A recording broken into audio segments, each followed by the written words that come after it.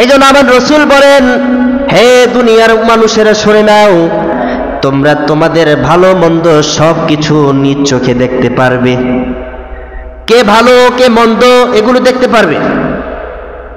সাহাবীরা জিজ্ঞাসা করলেন, ইয়া রাসূলুল্লাহ সাল্লাল্লাহু আলাইহি সাল্লাম, কে ভালো কে মন্দ এটা কিভাবে মানুষ চিহ্নিত করবে, কিভাবে বুঝতে পারবে? আল্লাহ রাসূল সাল্লাল্লাহু আলাইহি সাল্লাম সাহাবীদের জবাবে বললেন, ও আমার সাহাবীরা, তোমাদের সাক্ষীর মাধ্যমেই ভালো মন্দ নির্বাচন হয়ে যাবে। তোমরা যদি বলো ভালো তো সে ভালো, তোমরা যদি বলো সে মন্দ তো সে মন্দ। কে বলছেন? আল্লাহ নবীজি। কাদেরকে বলছেন? সাহাবীদেরকে বলছেন, তার উম্মতদেরকে বলছেন। তাহলে বোঝা গেল গোটা মানব জাতির সাক্ষী বানাইলেন উম্মতে মুহাম্মাদীকে, আর উম্মতে মুহাম্মাদীর সাক্ষী বানাইলেন মুহাম্মাদুর রাসূলুল্লাহ সাল্লাল্লাহু আলাইহি সাল্লামকে। সুতরাং উম্মতে মুহাম্মাদীর পেরেশানির কোনো অবকাশ নাই, পেরেশানির কোনো অবকাশ নাই, ঘাম জড়ানোর কোনো অবকাশ নাই। আল্লাহ যেইভাবে উম্মতে মুহাম্মাদীকে বিধানাবলী দান করেছে, সেইভাবে যদি উম্মতে মুহাম্মাদী এই বিধানাবলী গ্রহণ করে নিয়ে নিজের জীবনকে সাজাইতে পারে, কিয়ামতের ময়দানে আমাদের উপরে কারো স্থান হবে না। আল্লাহর নবীর ভাষায় আমাদের অবস্থানই সকলের উপরে থাকবে। এটা আল্লাহর নবীজি বলছেন। সাহাবী হযরত জাবের বিন আব্দুল্লাহ রাদিয়াল্লাহু তাআলা আনহু থেকে বর্ণিত তাফসীরের কিতাবের মধ্যে ইমাম মুজাহিদ রাহমাতুল্লাহি আলাইহি বর্ণনা করছেন, ইমাম ইবনে কাসির রাহমাতুল্লাহি আলাইহি তার তাফসীরের কিতাবের মধ্যে একটি হাদিস টেনেছেন। হাদিসের মধ্যে উল্লেখ রয়েছে, একদিন আল্লাহ রাসূল সাল্লাল্লাহু আলাইহি সাল্লাম বনু সালামা গোত্রের একজন ব্যক্তির জানাজায় অংশগ্রহণ করলেন।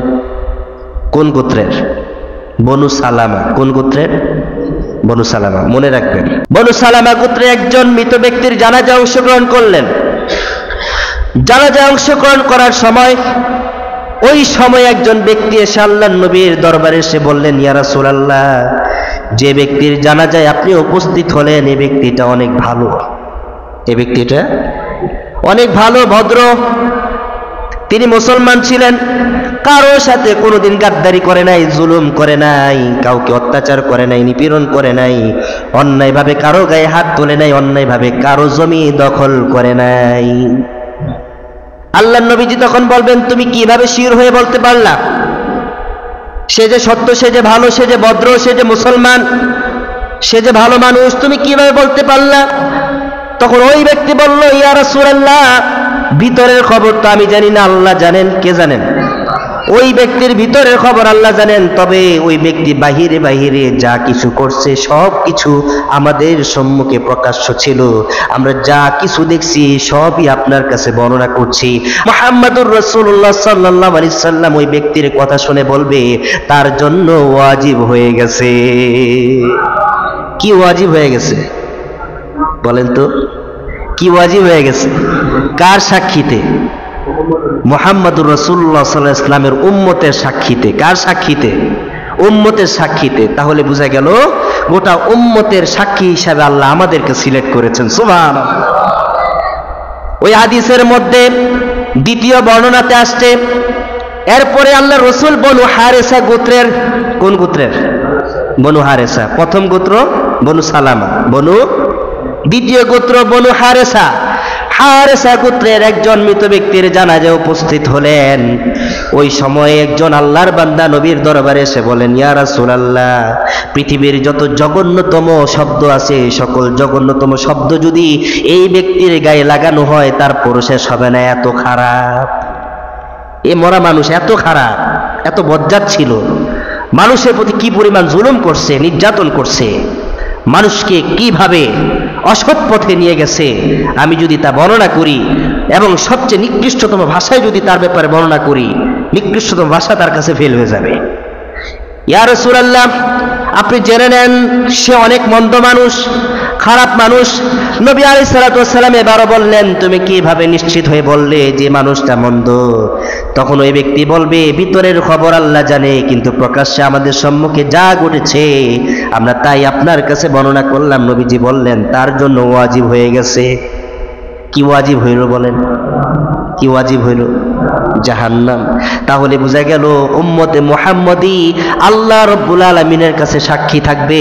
এই উম্মতে মুহাম্মদী যাদেরকে বলবে ভালো তারা হয়ে যাবে জান্নাতি, আর যাদেরকে বলবে মন্দ তারা হয়ে যাবে জাহান্নামী। তাহলে বোঝা গেল উম্মতে মুহাম্মদীর সম্মান আছে কিনা নাই? উম্মতে মুহাম্মদী হওয়ার জন্য অনেকেই ছটফট করেছে। নবীরাও উম্মতে মুহাম্মদী হওয়ার জন্য আল্লাহর কাছে দোয়া করেছিলেন। এটা আল্লাহ পাক রব্বুল আলামিন উম্মতে মুহাম্মদীকে আলাদাভাবে স্পেশাল ভাবে মর্যাদা দিয়েছেন যে উম্মতে মুহাম্মদী হওয়ার জন্য অনেক নবী রাসূল আমার কাছে দোয়া করেছিলেন, কিন্তু আল্লাহ তাআলা যাদেরকে সৌভাগ্য দান করেছেন তারাই হয়েছে উম্মতে মুহাম্মদী। আফসোসের বিষয়ে গোটা জগতের দিকে এখন তাকিয়ে দেখেছি উম্মতে মুহাম্মদী বলতে কাউকে পাওয়া যায় না, মনে হচ্ছে সবগুলা ইহুদিদের দোসর। কথা বলেন না কেন? ইহুদিদের দোসর মনে হচ্ছে, উম্মতে মুহাম্মদী কাউকে মনে হচ্ছে না।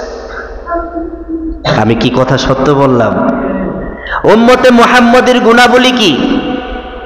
এই গুণাবলী সম্পর্কে আমি আলোচনা করেছি।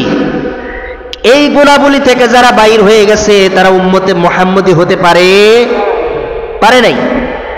উম্মতে মুহাম্মদী হওয়ার জন্য যে গুণাবলী আল্লাহ পাক রব্বুল আলামিন সূরা মুমিনে নাজিল করেছেন, উম্মতে মুহাম্মদী হওয়ার জন্য সূরা বাকারার প্রথম দিকে যে 5টা গুণের কথা আল্লাহ তাআলা ইরশাদ করেছেন, উম্মতে মুহাম্মদী হওয়ার জন্য সূরা তাকাসুরের মধ্যে আল্লাহ তাআলা যে কথাগুলো বর্ণনা করেছেন, উম্মতে মুহাম্মদী হওয়ার জন্য সূরা দোহার মধ্যে আল্লাহ তাআলা যেই কথাগুলো বর্ণনা করেছেন, উম্মতে মুহাম্মদী হওয়ার জন্য সূরা মাউনে আল্লাহ তাআলা যে কথাগুলো বর্ণনা করেছেন, উম্মতে মুহাম্মদী হওয়ার জন্য সূরা নাসরে, সূরা ফাতাহে, অর্থাৎ গোটা কোরআনে কারীমের মধ্যে উম্মতে মুহাম্মদী হওয়ার জন্য যতগুলো গুণাবলী বর্ণনা করেছেন, প্রত্যেকটা গুণাবলী যদি উম্মতে মুহাম্মদী আদায় করতে পারে তারাই হবে শ্রেষ্ঠ উম্মতে মুহাম্মদী।